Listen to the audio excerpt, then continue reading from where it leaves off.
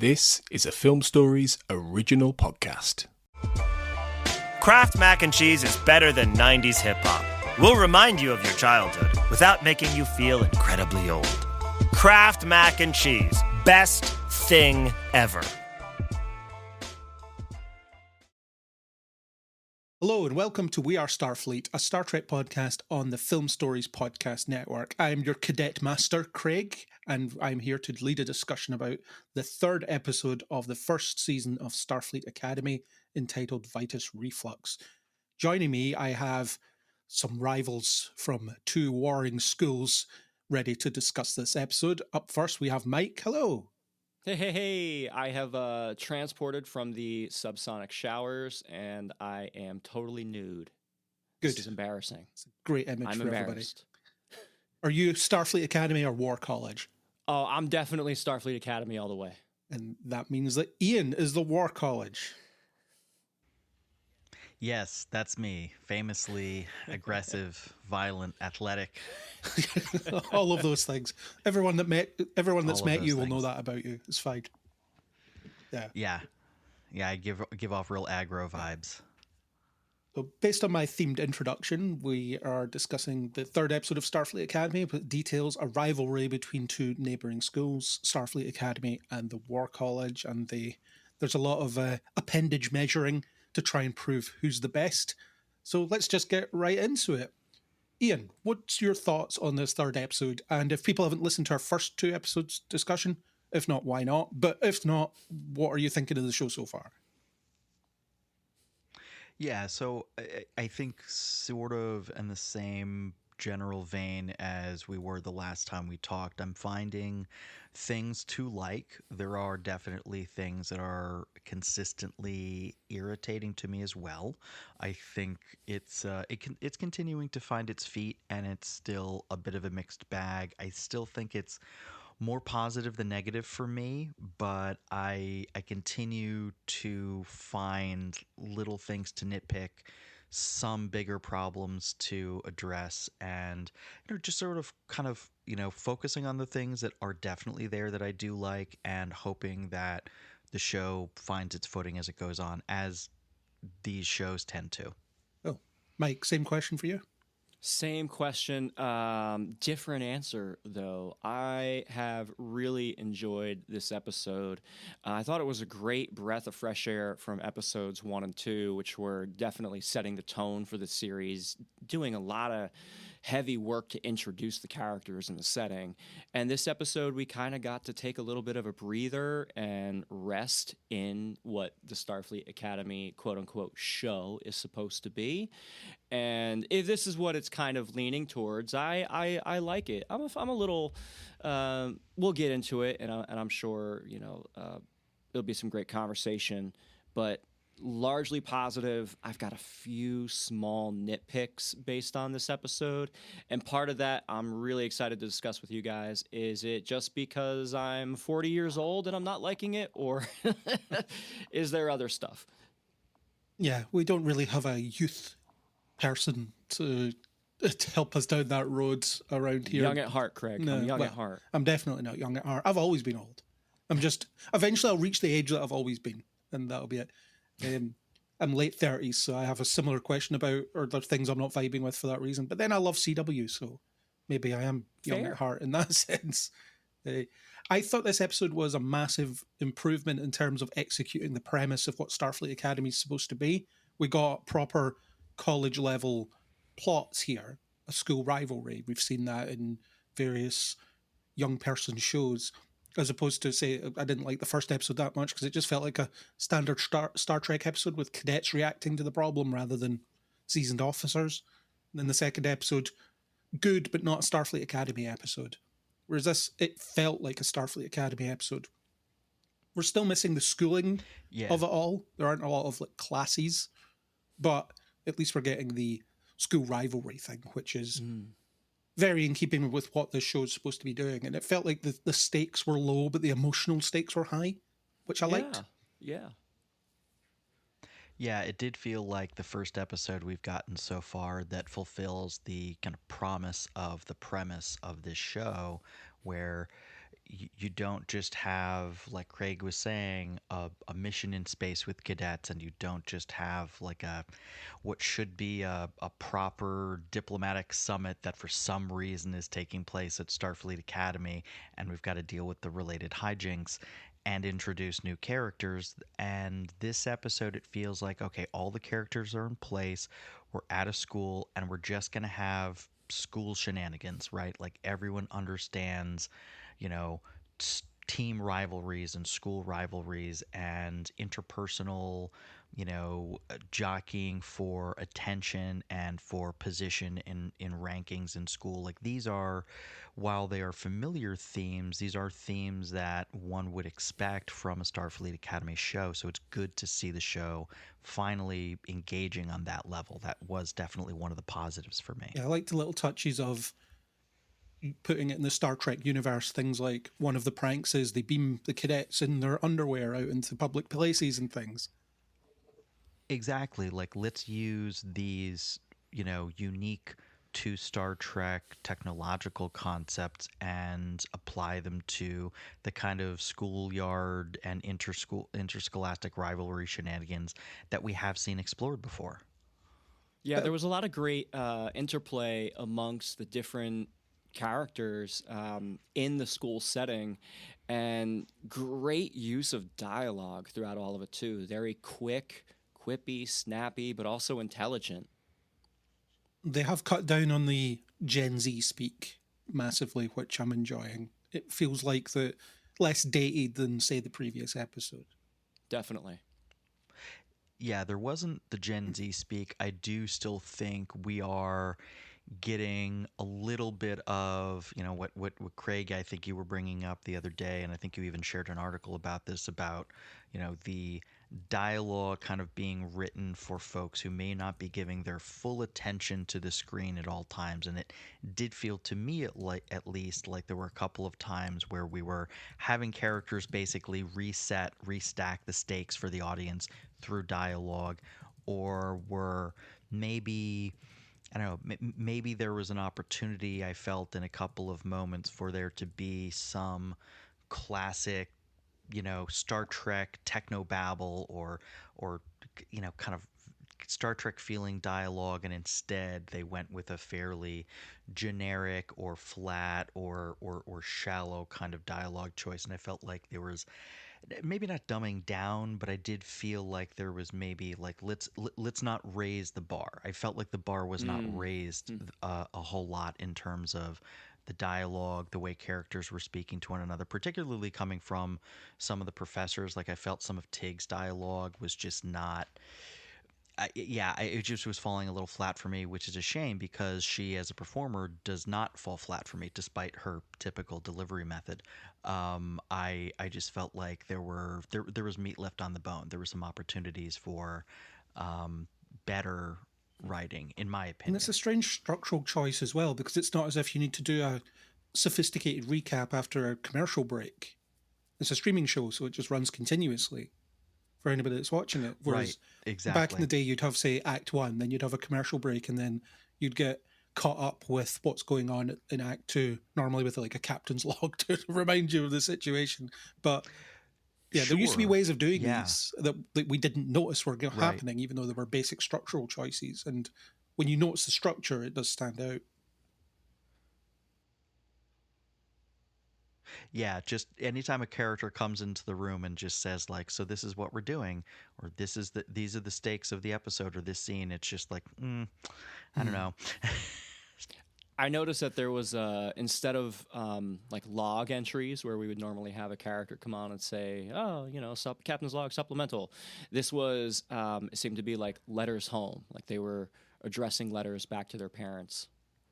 Which is a good shift, I think. In one character's case, yeah. Yeah, which is a good shift, I think, because you have, well, they're not officers yet, so they're not used to keeping logs. And you would imagine that one of the requirements for Starfleet Academy is get used to leaving logs, to get used to explaining everything in a log entry, including stuff that you might want superior officers to hear.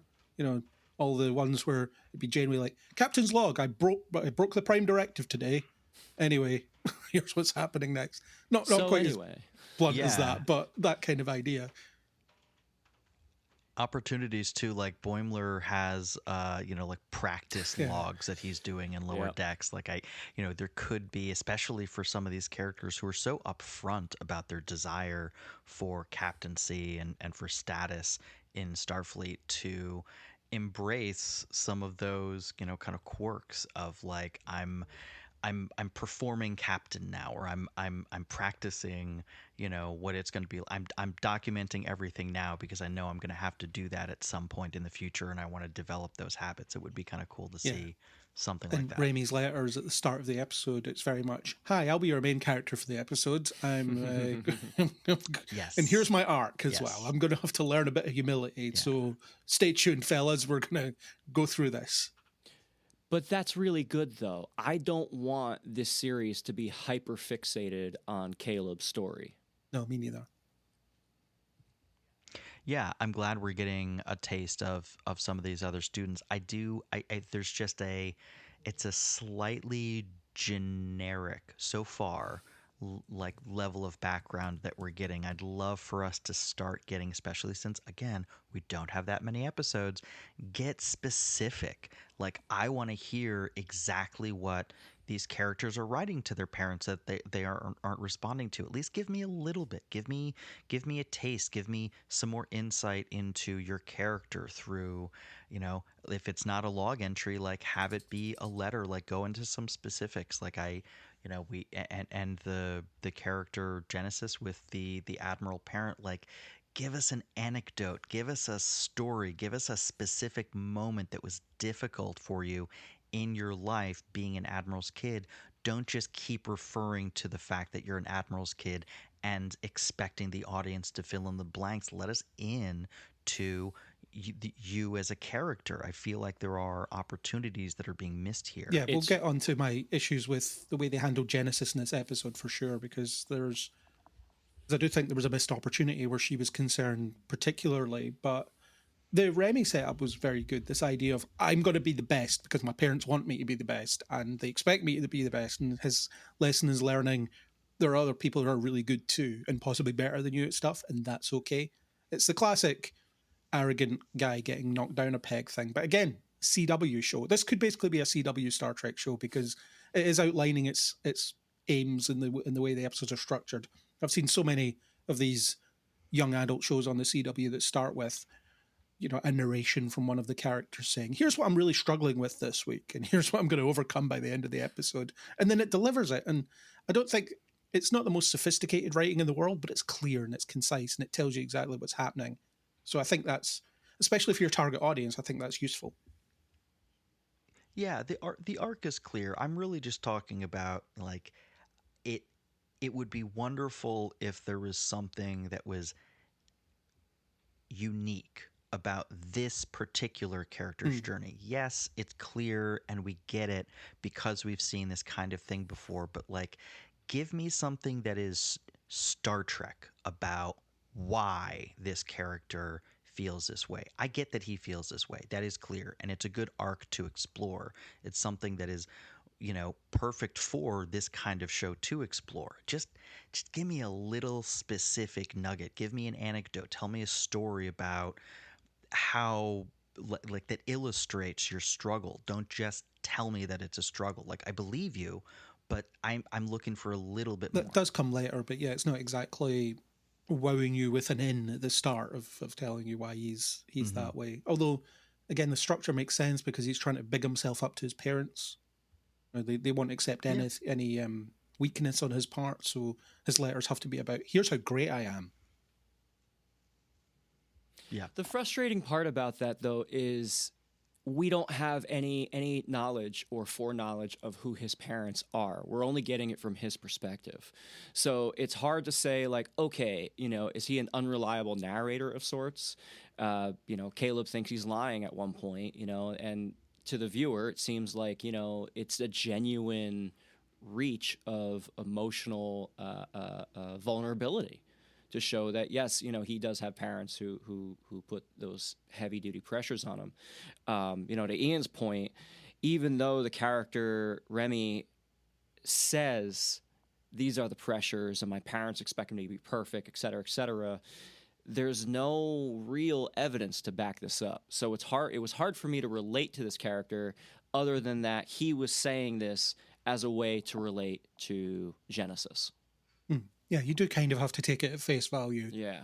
Which sort of works because it's highlighted that his parents don't respond to his messages, which suggests that they aren't approving of him in some way. Yeah, he tells the story about, I was playing this instrument or whatever, and they left halfway through because I missed a note. It's just that level of pressure that's put on him. But yeah, it is only from his perspective because his parents aren't there. And maybe you will see an episode where they turn up to parents' night or something like that. And yeah, like we I mean, not to skip ahead, but we do get some flashbacks in next week's episode that fill in some backstory for one of the characters. So that's a storytelling device they're clearly comfortable with using. Maybe we could have used something like that here in this episode. And we'll circle around Remy as we go. But in terms of the world building, what do we think of the fact that this version of Starfleet Academy is considered to be an experiment? The War College assumes that it's going to fail and they're going to get their space back one of these days because they think that the future of the Federation is presenting a strong front in the galaxy rather than the diplomatic, understanding front that Ake wants. I mean, I think that it makes sense in terms of having, you know, something thematically to compare to as Starfleet Academy. Like, you're presenting this as something that is new and different. So of course, you know, you need the War College and the, you know, you can represent this through the personal antagonism of the students, you know, facing off against one another, but you're approaching the universe philosophically from a bit of a different place. I mean, that's why they bring this chancellor who's so long-lived in as the head, because she has the perspective of, I can remember when this was the norm, when you know, transitioning to a war footing was the thing that was new and different and seemed necessary. And now in this time of transition, once again, we are doing something that is different. It is looking back to the past in a sense, but it is also, I think, you know, supposed to be a place where we can learn lessons from what did go wrong in the past. Were there weaknesses in our society or the way that we were approaching things that allowed us to be vulnerable as we proved to be to the burn?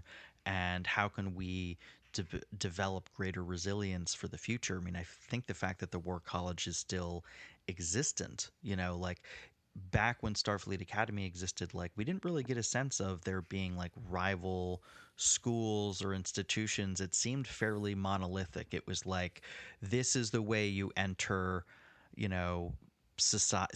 Like, I don't even know what happens when you graduate the War College. Do you also enter Starfleet, or is it a different type of service that you enter? Is it a different branch entirely? Like, that sort of structural question, I think I would love to have answered at some point. I'm still not exactly sure what happens when you graduate these two. If one is Starfleet Academy and the other is something else, where do they go? I'm a little curious about that. I think they are still officers because obviously there's crewed ships flying around. So yeah, like right. Like I just mean kind of going forward. Like if we grant that Starfleet Academy is going to continue to exist as an institution, are there just going to be? Is it going to be more like our modern day, our present day academic situation where we have these various institutions that people can just choose from? I guess given the size of the Federation, like that would make sense, that there would be some other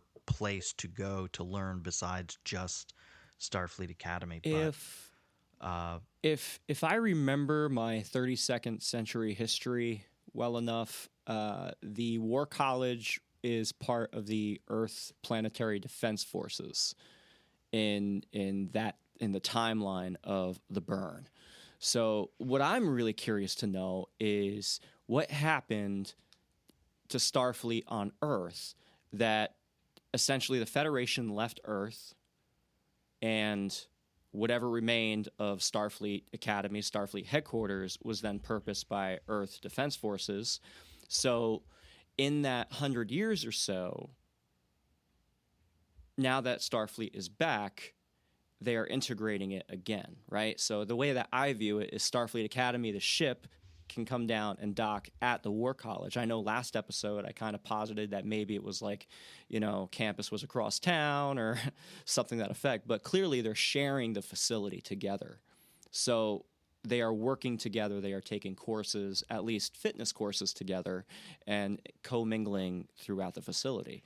So there was a split. But they don't have any sort of equivalent of the Athena, right? Like they don't. Right. So like it's just Academy kids who get to go on field trips, I guess, which is, I mean, it's an interesting thing that I wonder if they'll explore, like the rivalry of like, must be nice to get to, be gallivant around the galaxy. It's a bit of an unfair advantage recruiting wise. I'm not really sure why they think it'll fail. It seems like a pretty big advantage. You have to wonder where they got the crews from during the burn when there was no Starfleet Academy then, because presumably they would have had training somewhere.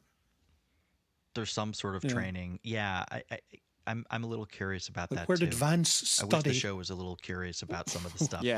Where did Vance study when he was a cadet, for example? Because he's old enough to. Where did any of them learn? He's old enough to have not experienced a pre-burn life. That's true. That's true. Yeah, I mean, as far as world building goes, there are a lot of extenuating circumstances and certainly unanswered questions that would be nice if we get a proper answer to them. But I think for the context of this show, it will likely be, a reveal of some sort towards the end. And I think on the whole, this show is doing a better job of the 32nd century world building than Discovery ever did, because it is giving us a sense of scope of how the universe works. Because you have Ake mention, it's tough out there. It's very violent out there. It's unsafe. And we need to get back to a better equilibrium of discovery and exploration and so on. So you are getting a sense of what it's like and why the old ways might be necessary to return to, but also how difficult it's going to be to return to them. I agree. And you can kind of get a sense watching especially this episode with the high-tech prank war that keeps escalating and seeing where it eventually goes. I can imagine okay, if what they wanted was to have wacky sci-fi school shenanigans going on, that is a little easier to pull off in this far future, fanciful, we don't have any preconceived notions of what kind of technology exists in this era. You can just kind of have sky's the limit levels of creativity as writers imagining the scenarios in which to put these kids. I get why you want that level of creative freedom. Whereas if you set it in the TOS era or the TNG era, you could only feature things that, we'd kind of seen in that era or that we would feel as an audience would fit with the aesthetics and tech of that era. And here you're just completely unconstrained creatively. And I think that it's hard for me to imagine an earlier era iteration of a Starfleet Academy show ending the way it does with this explosive plant growth. It just feels like a fantastical premise. And the setup of the game where you have guns that instantly transport you to you can't do that before the 32nd century. It's clear to me that they are embracing the creative freedom of being set in this era to a greater extent than I think Discovery allowed themselves to. TNG era, they had that isolinear tags. You shoot someone with that and then it beams them to where you want them to go. They had that, remember, in Insurrection. That's true. You could do that. The writers need to be careful not to fall into the trap of, it's just magic, we can do anything, though, because you need to have some sense of the limitations of the technology. And I don't think either Discovery or this show or Strange New Worlds, frankly, has established that. They just seem to be able to either do everything or nothing, depending on the scenario. A great review of the show that I had read recently, which basically talked about the technology historically in Star Trek was always treated like an electrical problem or a plumbing problem, whereas a lot of modern Trek, the issue with the technology isn't necessarily that it's so fantastical, it's that they don't bother to try and explain it consistently in world. So, we can accept that, bioneural gel packs are running the Voyager's computers. So when these bioneural gel packs get infected with something, with a macrovirus, okay, there's a solve. We have to solve this. But that same level of problem solving can't be applied without making it equally fantastical in the modern Trek universe. And I think that's definitely one thing, in addition to the contemporary language that modern Trek uses, is something that definitely makes a difference between the two eras of the shows.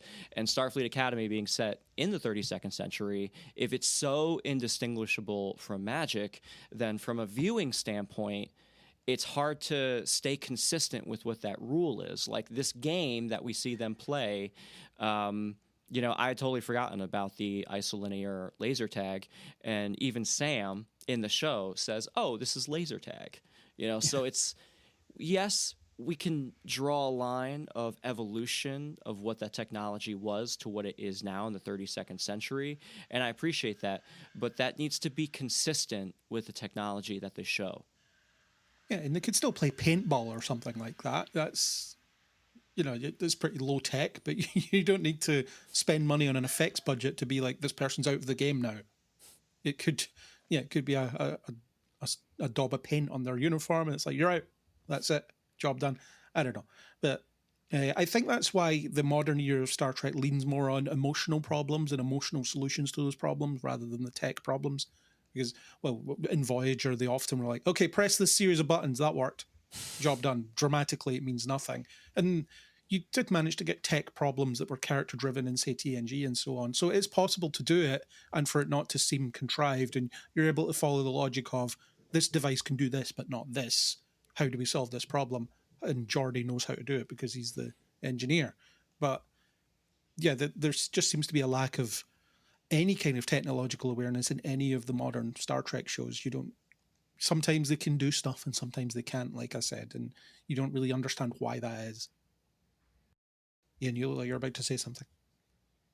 Well, I was just thinking, I wonder if there are more opportunities, hopefully to come, for character, because you're right. I mean, the much repeated Arthur C. Clarke quote notwithstanding, you don't want the tech in this show to just be the equivalent of, waving a wand and your problem is solved. I do think, though, that generally speaking, what we see is that everybody has this same kind of future tech, so we're still dealing with things on a relatively level playing field. I mean, in the first episode, even though we kind of complained about the fact that it seemed like just another kind of Star Trek situation, but with cadets, we still saw that this 32nd century ship with all of its advanced technology was still able to be brought low by pirates, essentially not what you think of as a world building kind of villain.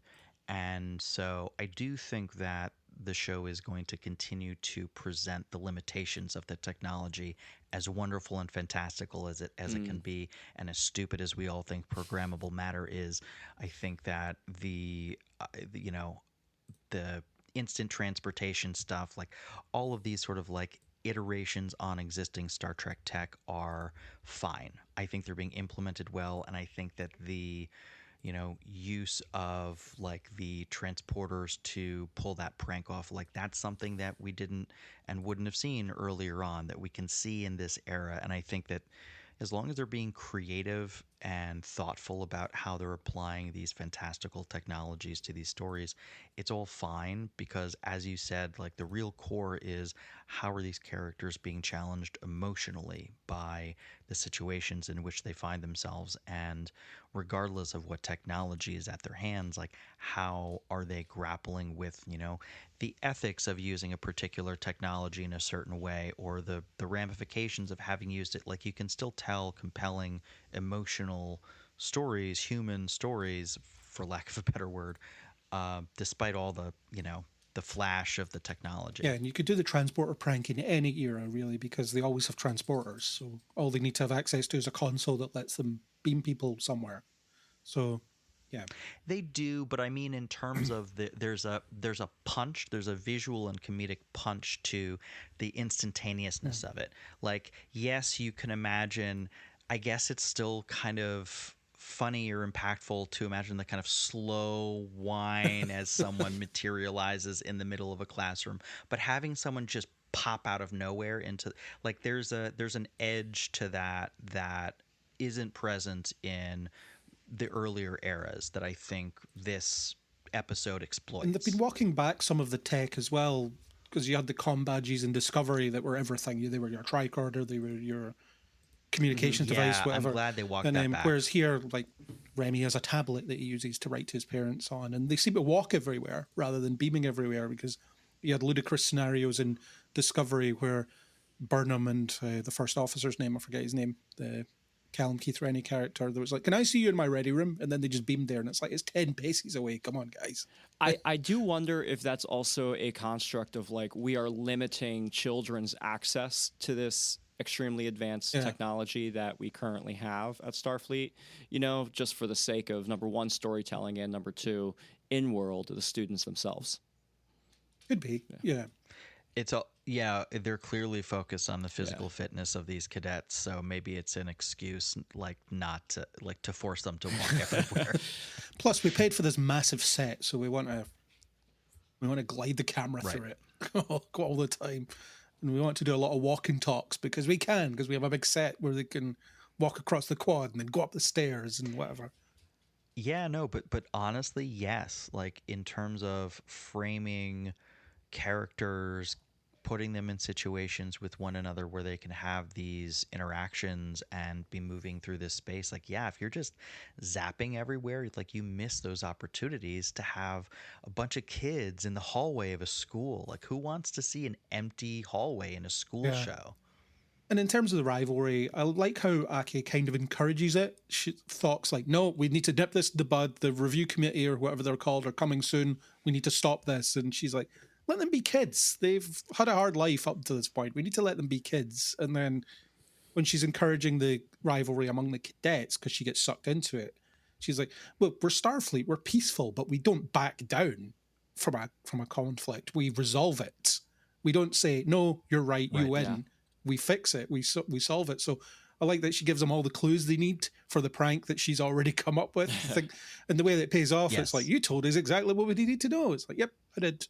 I really like that whole scene, the whole setup, Captain Aki's way of getting around. You know, she says it at the end of the episode, the plausible deniability, because the oversight committee is on its way, and who knows what kind of pressure that will bring. But clearly they're geared up for it. They're a little anxious, and to have the cadets kind of in awe of the situation. At first, they're like totally caught off guard, totally surprised, you know, by the prank that gets played on them. Then they want to get back. Captain Aki is like, don't get involved, patience, empathy. And you see the foreshadowing start to happen. Like, how are these plants going to make the difference? How do we get from here to there? And I thought it was a brilliant through line in the episode. You know, you have that moment, you know, where she literally plants the seeds, and then, you know, they get caught, they get busted, they get dragged in front of her again while she's wearing her tiny Warp Core pajamas, which, by the way, Ashley, you're not on this episode, but I can hear you squealing about Warp Core pajamas. You know, having Captain Aki even say, like, here are the other clues that you need. You know, I thought it was just a brilliant setup. And the rivalry, the prank play, it's such a flip on all these coming-of-age college movies, you know, that we all watched growing up. Yeah. And then the resolution where you have these massive plants in the War College dorms. And it's like, that's a protected species. They have hilarious. To stay. And even the visual of it, I thought it was hilarious. Yeah. Even had the War College cadet come out and he was amused by it. Yes. As he was seeing this chaos unfold. I thought it was a really nice touch. And the way that they seeded it throughout the episode from, you know, pardon the pun, or don't pardon the pun, whatever. But the way they seeded that, this is what's going to happen, introduce the plan early on, keep the whole idea of empathy and growth in people's minds, and then pay it off with that. I think that was excellent.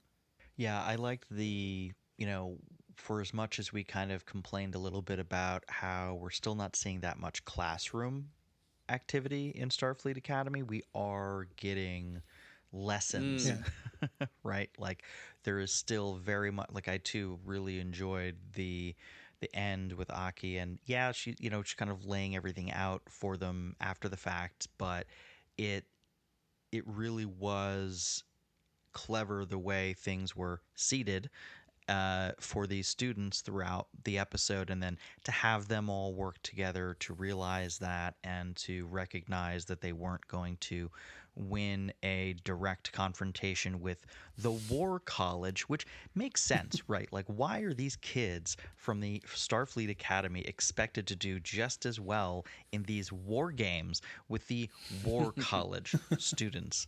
We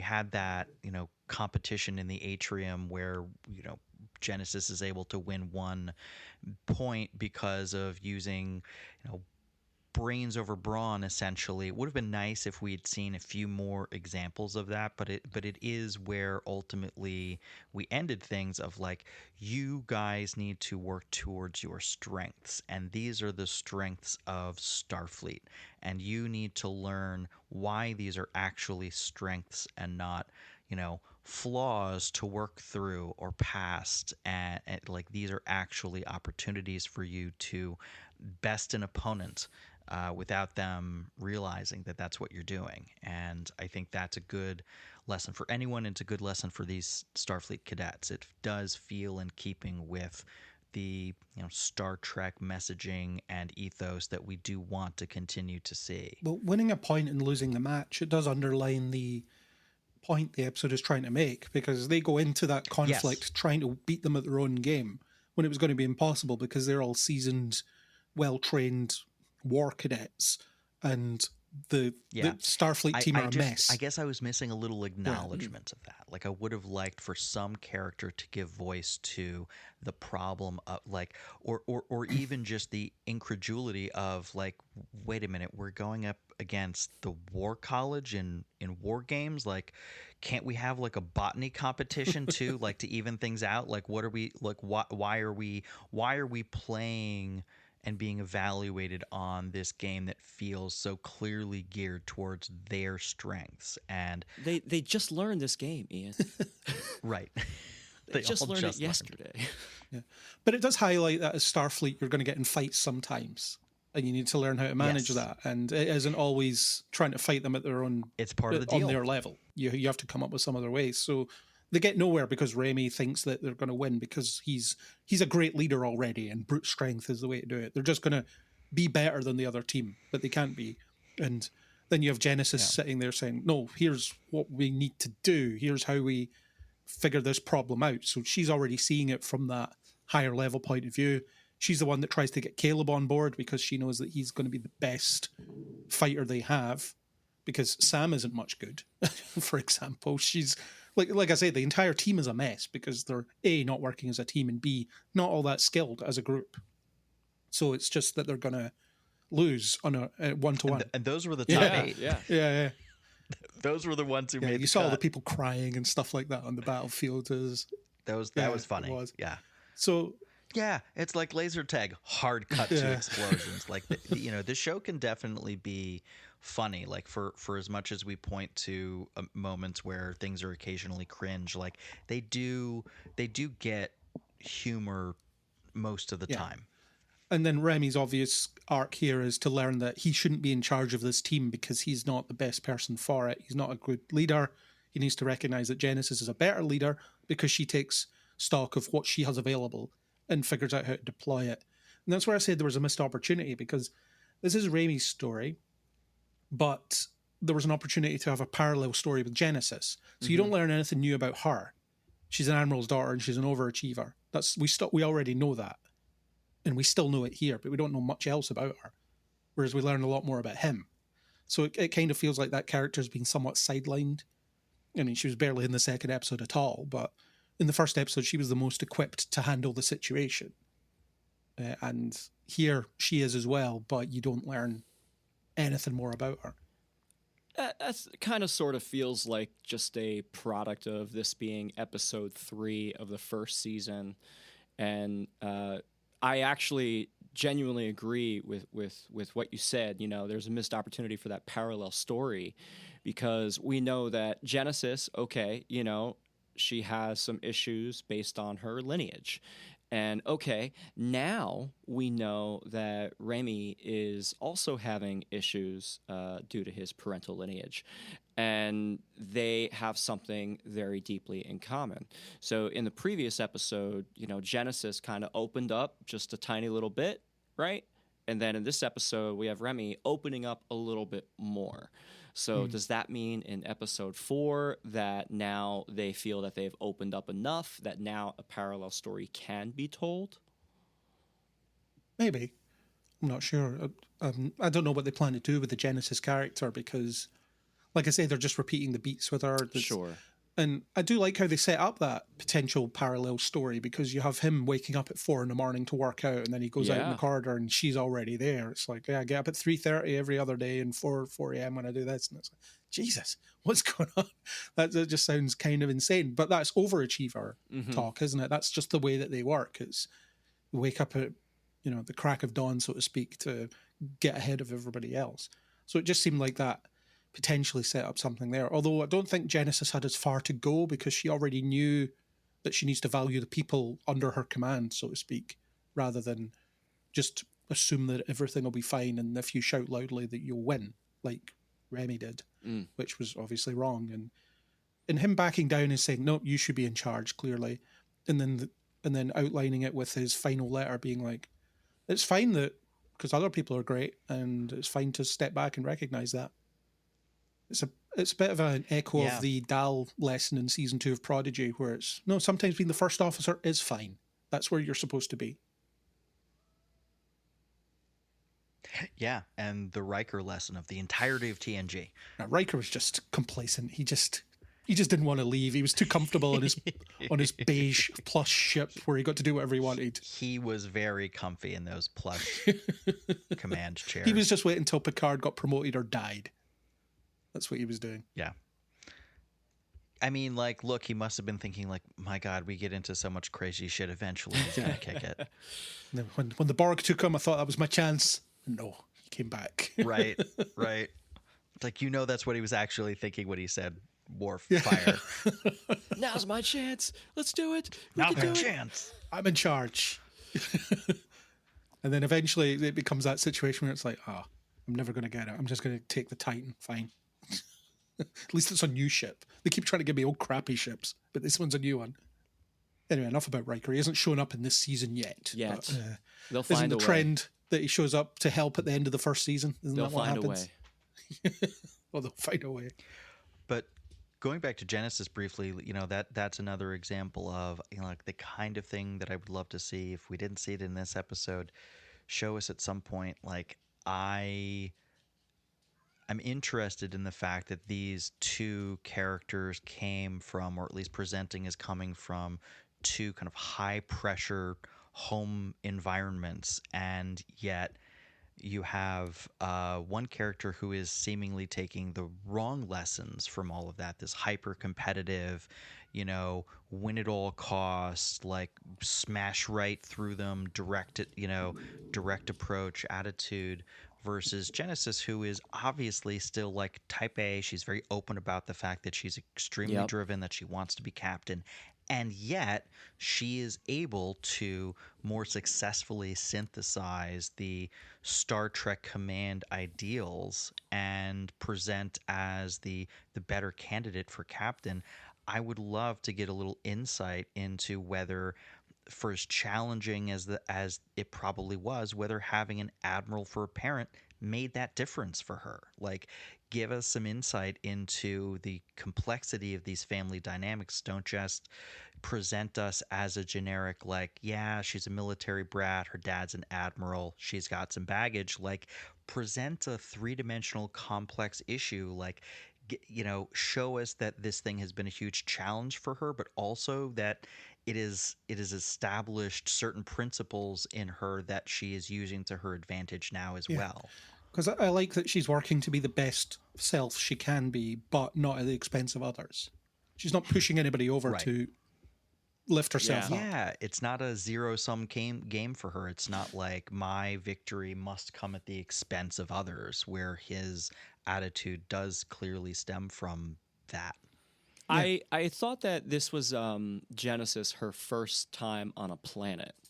It is, yeah. Yeah. She's never been on a planet before. So yeah. I feel like they've kind of laid some crumbs in that, you know, she's a starship-born baby, born into Starfleet.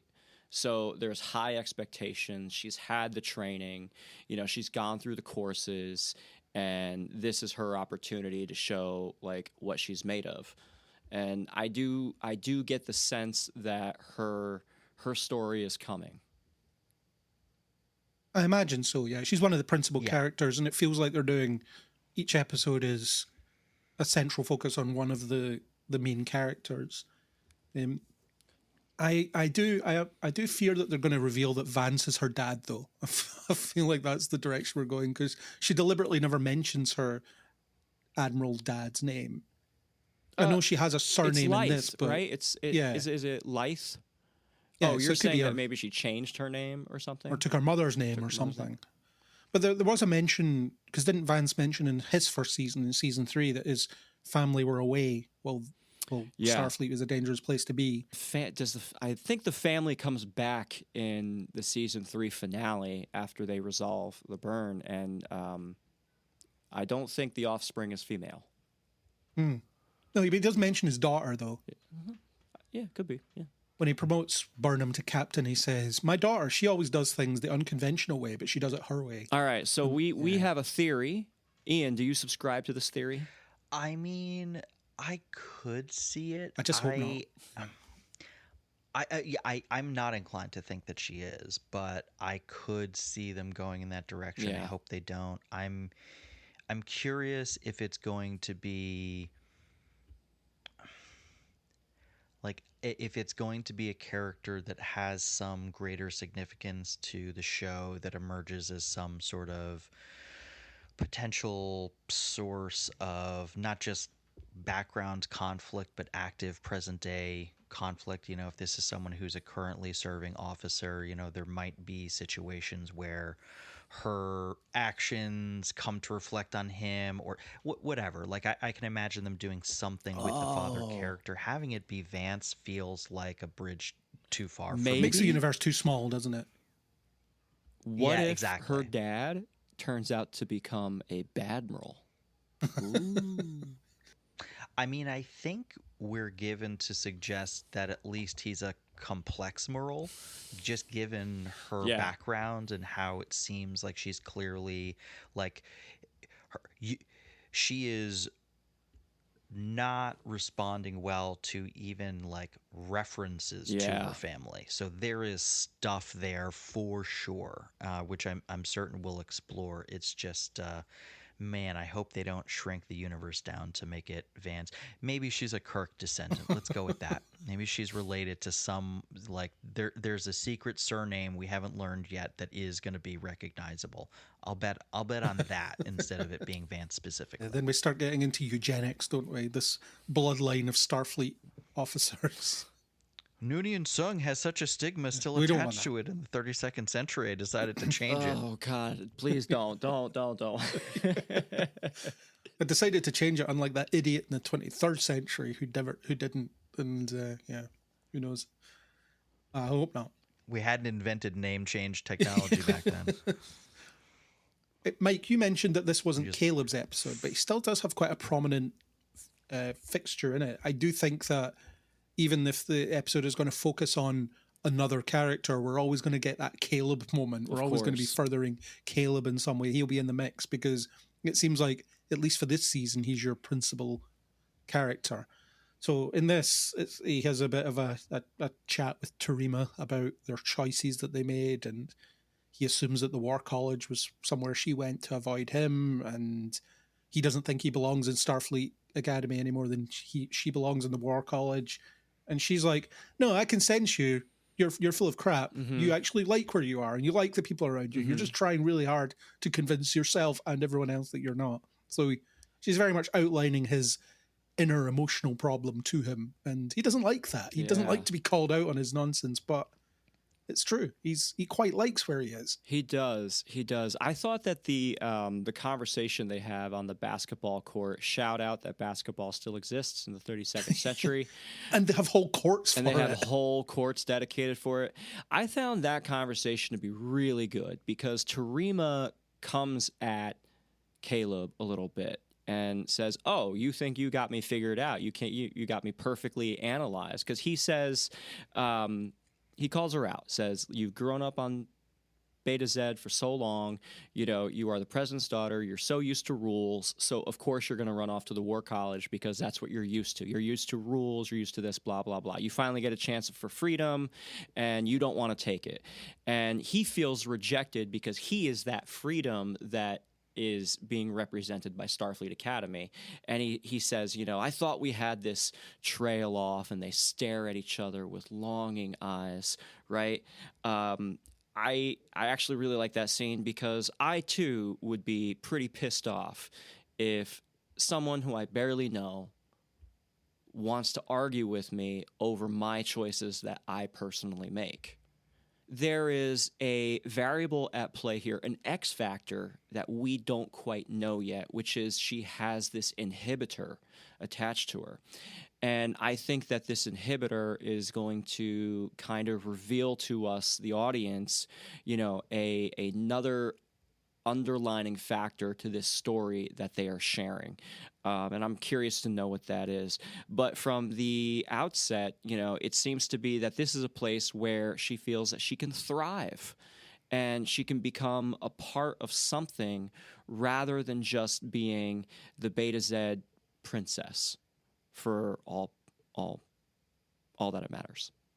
Well, the inhibitor is a big part of why she chose the war college, because if she loses control, things get dangerous. And she needs that discipline that they can teach her in order to control herself. So that's part of her reasoning. But she also later admits that she is afraid of forming deep connections, and that's why she wanted to be away from Caleb, because she could sense something developing between them. That later conversation where she's a bit more humble and says, "You weren't completely wrong, but you were partially wrong." So she still stands by her choice. Yeah. But she also points out, "I didn't handle this quite as well as I should have." So they end up finding a bit more middle ground. And it is something that helps Caleb understand that, no, I do want to be here. I'm going to join that team. I'm going to actually put myself out there. So they really help each other find an equilibrium within themselves and with each other. There's one thing about that conversation I want to point out real quick, is that when Tarima says this to Caleb, it's also a clear indicator that Tarima has her own story and that it's not all revolving around Caleb. And I like that the character has their own motivations, their own decisions, and it's not just to get away from, right? Like, I think that's really key in this story, that it's not Caleb centric. Yeah.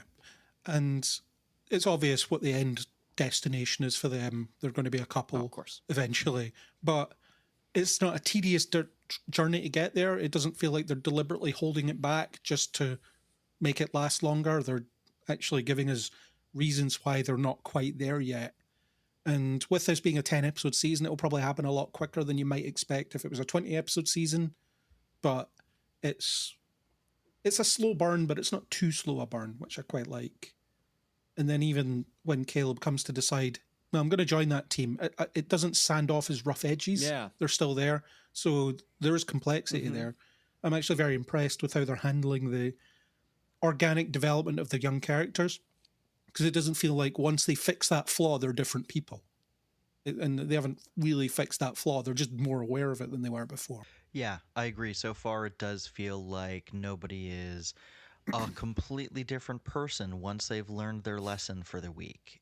It feels a little bit more realistic and grounded than that, which I appreciate. Yeah, good character, and it's good that you find a way for Tarima to be a big part of the show despite being on the other side of the fence, and that probably gives you a bit more of an into the war college as well, because she's part of that.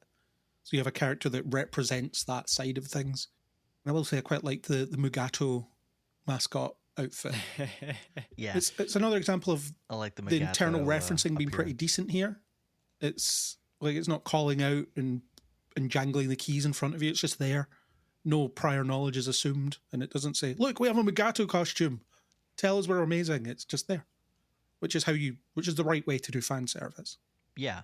Yeah. And I think too, like the little notes that they hit with some of these character interactions, even in passing, like our Klingon student talking about how he needs blood and everything. Just that little bit of conversation I thought was like, oh, like this feels like a real conversation, but also clearly like it's funny, and it's Star Trek humor being done well, and it's especially funny for people who know the full context and history of who Klingons are. Otherwise, it just works as a kind of like, oh, this is a funny little character quirk. But if you have the full context of Klingon culture in all of Star Trek, like it's especially funny. And I even thought his like joke, even though he didn't tell it that well, was kind of funny too. Like, what's this thing doing in my in my food? It's screaming. It's Klingon food, of course. I also I thought it was such an odd note, but like the War College guy who asked him, look, what's the other joke? He has another beat briefly in the very end where he's like looking at all the havoc that the plants have wrought. And he's just kind of vibing. He's just kind of like looking around. Maybe he's tripping. I don't know what his deal is, but he's like, now he has these two beats in this episode where he's just kind of like, huh, that's funny. This is fun. Like, I don't know what his deal is. He seems a little spaced out, but I like it. It's a good ensemble. I like the group together. They work really well together. Yeah, I think so far the cast is good. I think the only sort of like nitpicks that I generally have with the they're not even with the performances. They're just with the writing. And I think the actors are all doing what they're being asked. They're all very natural. The camaraderie feels real. The friction between them feels real as well. I think they're all gelling very well together. Definitely. I think the some of the pacing, I think, is a little quick. I appreciate some of the scenes to sit just a little bit longer, but it felt like a good mix in this episode. I guess primarily because all the action was surrounding the game, and they seem to want to get back to that more so. Once we were beyond the game point, things kind of tapered back off again, which I appreciated. Yeah. And the game was quite cool the way they did it. You had Genesis's strategy of breaking the replicators, and I liked the beat where Caleb was face to face with Terima and he very gladly shot her. Yes. He took great pleasure in just shooting her. Yeah. Just a nice little petty teenage thing. And even though he's 21 or something, right. But still, I like the little ensemble opposite of our cadets, the War College cadets. That little group with the Romulan leader girl. I don't know what she's mixed with, but really compelling as like, oh yeah, these are the rival school, team. Like, we're going to be up against them every single chance we can. The interplay between them seem pretty good, if not a little tropey for the sake of it being TV. And I think they were all in the previous episode as well, so you've got a bit of continuity there where they just exist. It's not that they just happened into being in this particular episode. And the Chancellor they've got as well, he's a commander and Ake is a captain, which is a bit of a... they're both Chancellors, but they're separate in rank. But I like that she wants to show him up as well. So there is that rivalry. It extends into adulthood as well. And you even have Thok saying, we need to nip this in the bud. We can't let this happen. Then at the end, she admits, your way was pretty good. I wouldn't have considered that before. I'll meditate on that. Like, what would you meditate on before? Decapitation. I love that. Yeah. So the adult crew are good as well. And no need to shoehorn the Doctor into this episode. He's just not there. I was a little surprised given how aggressive they were all playing that there weren't any injuries to be tended, but, may just have a limited number of episodes he's contracted. Plus, you don't always just need the Doctor for any injury. It's just anybody with a dermal regenerator will do the job. They have all this holographic medical staff that pop in and out anyway as well. And they've got the dots, which do things, it's a very different... I wouldn't have minded there being... I get that it's just one kind of game, but if it's going to be sort of like a war game, it would be cool to have sort of like a combat medic, element of it. I'm thinking of this too much like a video game, but in my mind, I'm like, Yeah. they're missing a medic. Like, there should be a medic running around the battlefield, like Yes. reviving you if you've gotten hit, rather than you getting, transported. There should be some of that, but it's fine that we have a week off from the doctor. I don't remember whether he's back next week. Do you, Craig? He is.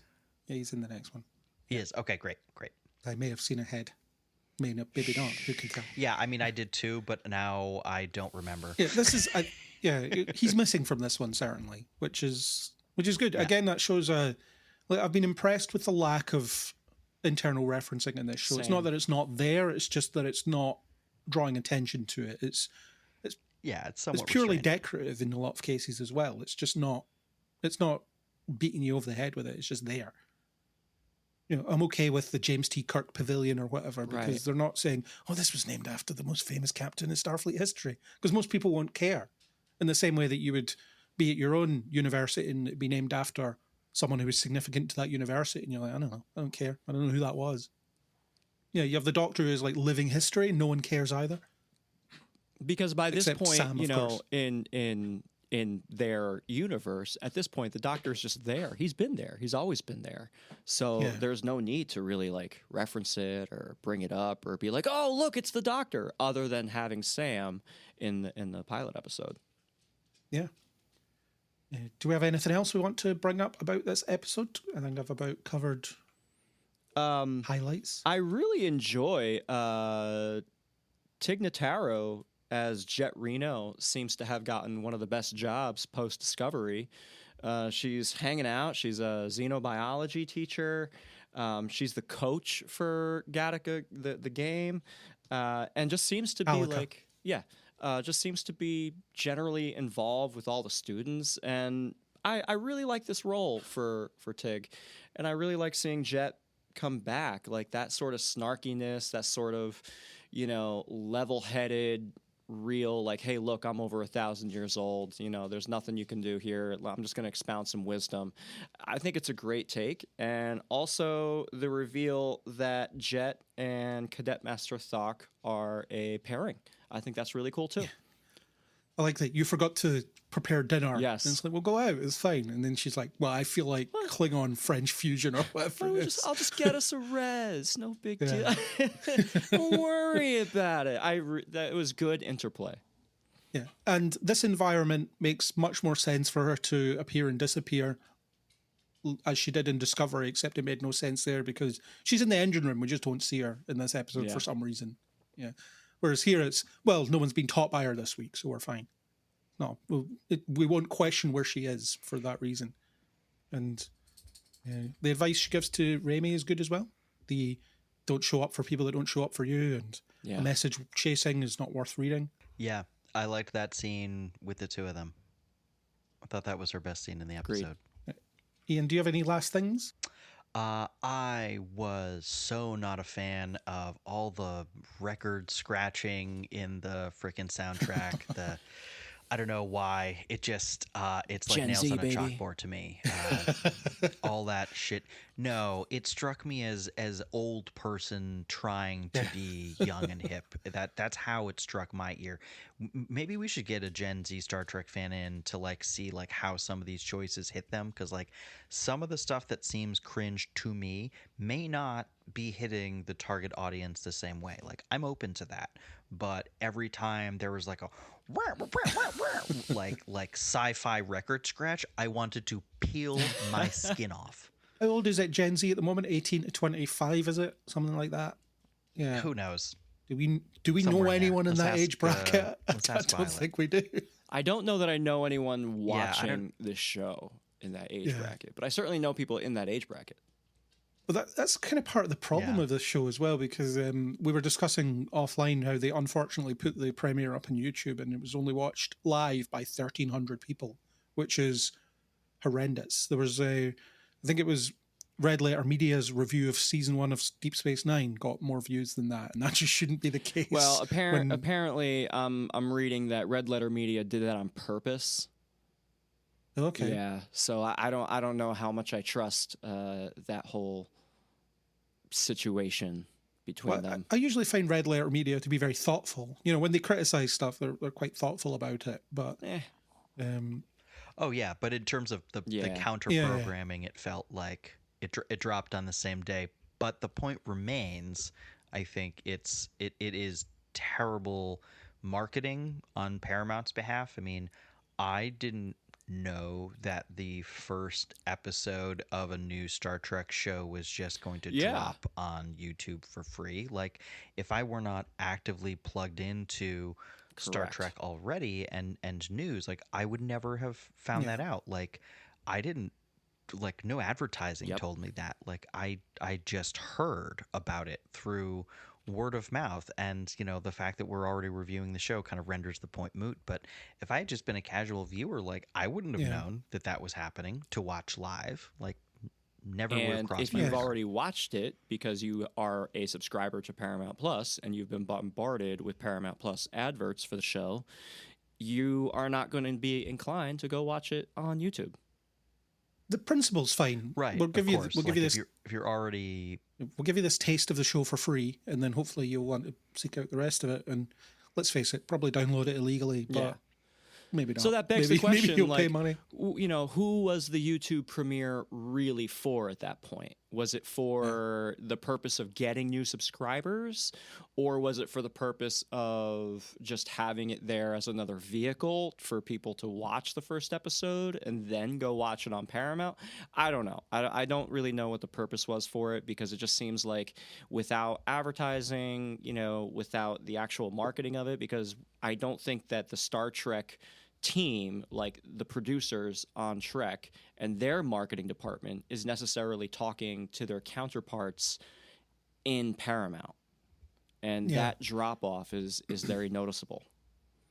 The broader point that you were getting at, Mike, was when you said you don't know any 18 to 25-year-olds that are watching this, and I think that's going to be a major problem. Much as the show is aimed there, and much as the storytelling is reflecting that age group, like I talked about the CW trappings that I'm noticing as I'm watching the show, I just don't think it's going to reach that audience for whatever reason. So I don't think, as much as they might enjoy it, they might just never watch it or might never give that a chance, which is a huge problem for it. And, you know, despite the shaky start for episodes 1 and 2 for me, I thought this was a very good one. Yeah. And I feel like they will be missing out on something interesting, and it could act as a relatively decent on-ramp to Star Trek.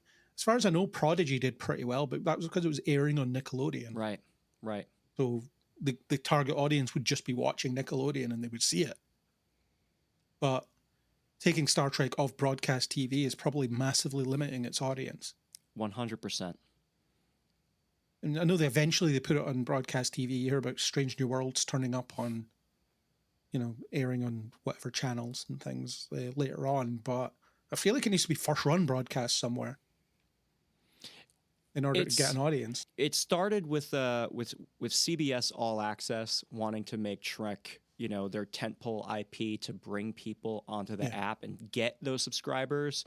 And it's very true. In one of my previous workplaces, there were metrics pulled from our application to the CBS All Access application, and subscriber counts literally went up and down depending on whether or not there was a Star Trek show airing that month. So that has remained true for the entirety of CBS and then Paramount Plus. So Star Trek is a lead vehicle for on-ramp subscribers to their application, and they don't want to lose that. Like, that's one of the main hooks for Paramount Plus. So I completely agree from the aspect of, like, we want new viewership. Being on the app is not going to be the best strategy as the only place to watch it. There has to be some sort of licensing deal to get new, like legitimately brand new viewers. And the only way to do that is by going to cable. Yeah, well, season 1 of Discovery was on Netflix and did really well there because everybody at that time had Netflix. Picard on Paramount, on Prime, same thing. Most people have that. So your audience in potential audience base is quite But those big. were early shows though. So Discovery was the first, and they took a big risk on that. When Discovery proved successful, believe it or not, haters, it was successful. Then they greenlit Picard, same story. They licensed it out, and then once that license, ran out, guess what? It's all on Paramount now. Yeah, and now Paramount Plus, the service, it doesn't have a lot of stuff on it, or new stuff on it. It's got plenty of archive stuff. Oh yeah, but, new stuff, it's not really worth the however much it is a month for a lot of people. But yeah, anyway, it's not up to us to help Star Trek increase its audience. And maybe people listen to this podcast without watching the show and decide to watch it. So maybe we have helped them increase their audience. Whether they'll procure it legally or not is another story, but that's not for us to judge or decide. Craig, I got one more thing in my notes here, is how quotable this episode is. We've got shenan once, shenanigan. That had me laughing. I've never heard that phrase before, so that was really fun. I had neither. I thought that was fun. And then the other one, look, Gina Yashir, who plays Thok, is having the time of her life in this series. When they introduce the game, and the game is about to start, and Cadet Master Thok steps up and goes, "Release the drones!" Had a great time with that. I mean, you can just tell they're having fun, and honestly, that makes me have fun. Yeah. Like I say, a vast improvement on the first couple of episodes. It feels like an Academy episode, this one. It's the first one that feels like it's in line with what the show is supposed to be. Yep. And I really like that they gave the characters a chance to breathe a bit, so we get a sense of who at least some of them are. So I'm a lot more optimistic about the rest of the season than I was last week. And I'd be remiss if I did not shout out Jet Reno's quote here. "Everything is going to breen all right." Mike, do you want to take us out? Craig, thank you for hosting us here on We Are Starfleet, the only podcast covering Starfleet Academy on the Film Stories Podcast Network.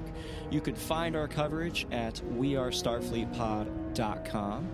You can find us on Blue Sky and Instagram at StarfleetPod. My name is Mike Slamer. Your host for this episode has been Mr. Craig McKenzie, and we've been joined, of course, by Mr. Ian Buckley. Thank you all so much for being a part of our podcast. We are available on Apple, Spotify, all good podcasting platforms. Just go ahead and check out that website, wearestarfleetpod.com, for more information.